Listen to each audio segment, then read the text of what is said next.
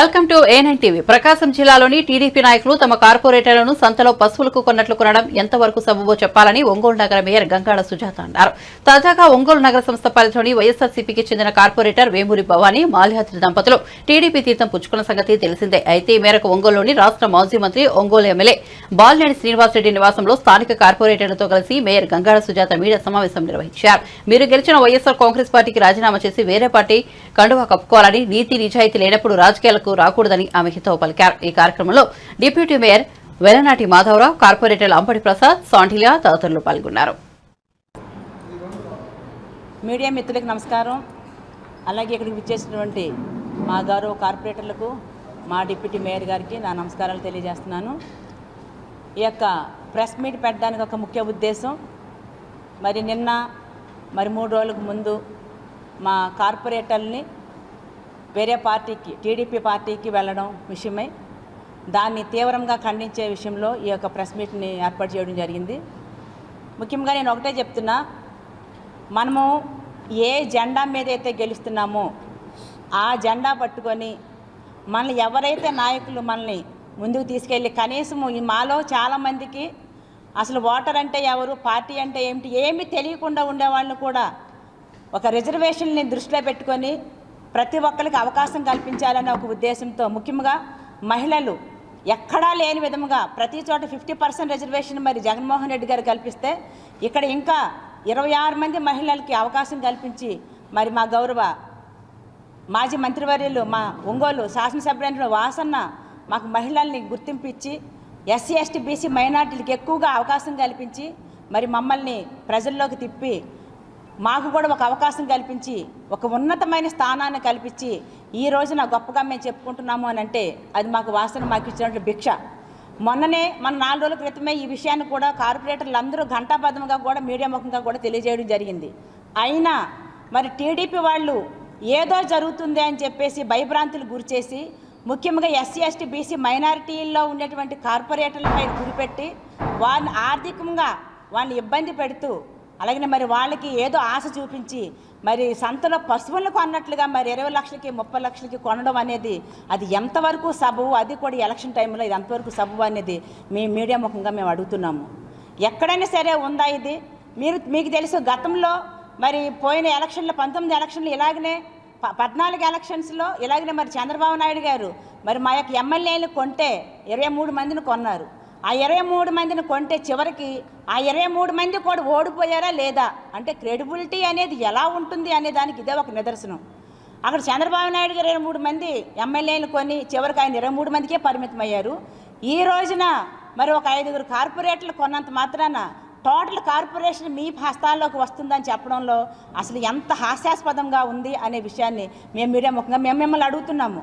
నాయకుడు అనేవాడు మీ సత్తా చూపించుకోవాలనుకుంటే మీ అజెండా ఏమిటి, అలాగనే మీరు ఏ రకమైన పథకాలు ఇవ్వబోతున్నారు అని, మీ మేనిఫెస్టో ఏమిటి అనే విషయాన్ని ప్రజలకు చెప్పి మేము వస్తే ఈ గొప్పగా పరిపాలిస్తామని చెప్పి మీ మీద ఏమైనా నమ్మకం ఉంటే ఆ నమ్మకాన్ని తగినట్టు మీరు ఓట్లు వేయించుకోండి. అంతేకాని ఒంగోలులో కార్పొరేట్లు కొన్నంత మాత్రాన మీరు గెలుస్తాము అని చెప్పేసి మీరు అనుకోవడము అది నిజంగా చాలా సిగ్గుచేటు. ప్రతి ఒక్కరు కూడా నవ్వుకుంటున్నారు. అంతేకాకుండా వెళ్ళిపోయిన కార్పొరేట్లు కూడా ఒక హెచ్చరిస్తున్నాను, మీరు ఏ జెండా మీద అయితే మీరు గెలిచారో ఆ జెండా మీరు ఆ యొక్క పార్టీకి రిజైన్ చేసి వెళ్ళాలి. ఇది పద్ధతి.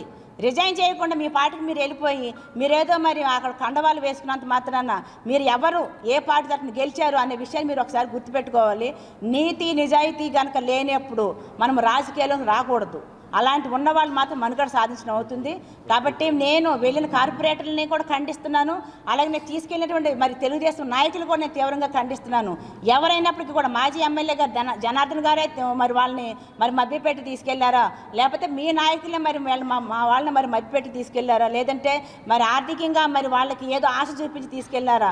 ఇది మాత్రం ఇలాంటి పరిస్థితుల్లో ఇలాంటివి చేసినంత మాత్రాన మాకు ఇంకా కూడా, ఎందుకంటే వార్డులో మీరు ఏ యొక్క కార్పొరేటర్లో మీరు ఏ జెండా మీద అయితే గెలుపొందారో ఆ వార్డులో ప్రజలకు మీరు ఖచ్చితంగా కూడా జవాబుదారీతనంగా ఉండాలి.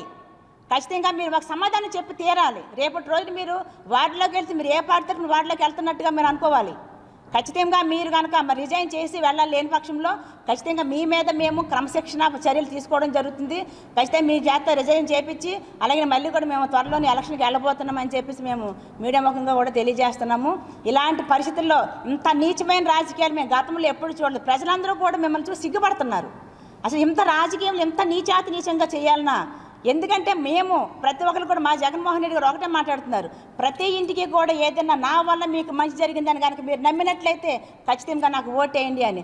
మీరు ఎందుకు అలా అడగలేకపోతున్నారు? ఎంతసేపు ఎదుటి పార్టీల మీద దుమ్మెత్తిపోయడం తప్పితే మీరు ఏం పని చేస్తారనేది ఒక్కనైనా సరే మీరు ఎక్కడైనా సరే ఏ యొక్క ప్రచారంలోనైనా ఎక్కడైనా సరే ఏ ఒక్క మీటింగ్లోనైనా సరే మీరు చెప్పగలుగుతున్నారా? అదేమీ లేదు. ఎంతసేపు జగన్మోహన్ రెడ్డి గారిని తిట్టడం, ఇక్కడ ఒంగోలు మా వాసనను తిట్టడం. అలాగనే మరి మొన్న ఇచ్చినటువంటి 25,000 పట్టాల గురించి కూడా చాలా నీచాతి నీచంగా మాట్లాడడం జరుగుతుంది. ఎప్పుడు కూడా మనకు స్వాతంత్రం వచ్చి 77 సంవత్సరాలు అయితే ఏనాడు కూడా ఏ గవర్నమెంట్ కూడా ఎక్కడ మరి రిజిస్ట్రేషన్ చేసిన ప్రక్రియ ఎక్కడ జరగలేదు. కానీ ఈ గవర్నమెంట్లోనే సచివాలయాల ద్వారాగా మరి మీరు కూడా ఈసీ కూడా తీసి చూసుకోవచ్చు మీ పేర్లు ఉన్నాయా లేదా అనే విషయాన్ని. మరి రిజిస్ట్రేషన్ చేయించి పట్టాలు ఇస్తే అది కూడా దొంగ పట్టాలు అని చెప్పేసి ప్రజల్ని భయభ్రాంతులకు గురి చేస్తున్నారు. కానీ ప్రజలు చాలా తెలివైన వాళ్ళు. ఖచ్చితంగా ఈ విషయాన్ని ప్రతి ఒక్కరు కూడా తెలుసుకుంటున్నారు. మీరు రోజు రోజుకి కింద దిగజారిపోతుంది, మీ గ్రాఫ్ రోజు రోజుకి పడిపోతుంది అనే విషయాన్ని మరి యొక్క కార్పొరేట్లు కొండం కానివ్వండి, మీ యొక్క ప్రచారంలో ఇచ్చిన అబద్ధ ప్రచారాలు కానివ్వండి, ఇవన్నిటిని కూడా మేము తీవ్రంగా ఖండిస్తున్నాము.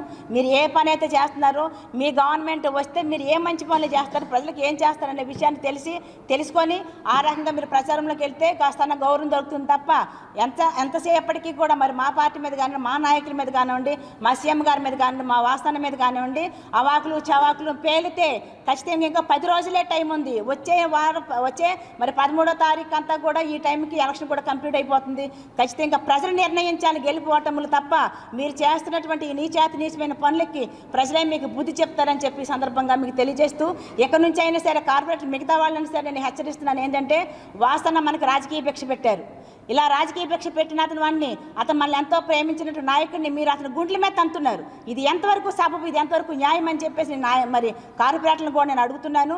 కాబట్టి ఇది ఇలాంటి నీచమైన పనులు కనుక మీరు మరి గురైనట్లయితే భవిష్యత్తులో మీకు ఏ రకమైనటువంటి రాజకీయంగా కూడా మీకు ఎలాంటి భవిష్యత్తు కూడా మీకు ఉండదని చెప్పేసి మీకు తెలియజేస్తూ హెచ్చరిస్తూ మరి మీకు అందరికి వచ్చినటువంటి మీడియా మిత్రులు కూడా మరొకసారి ధన్యవాదాలు తెలియజేసి సెలవు తీసుకుంటున్నాను. నా మీద ఆరోపణలు చేసి వాళ్ళని అడగాలి వాళ్ళు ఎందుకు చేస్తున్నారని చెప్పేసి. ఎందుకంటే నేను ఇప్పుడే కాదండి, నేను 15 సంవత్సరాలు నేను రాజకీయాలకు వచ్చి నేను ఎప్పుడు కూడా ఒక్కడే నమ్ముకున్నా.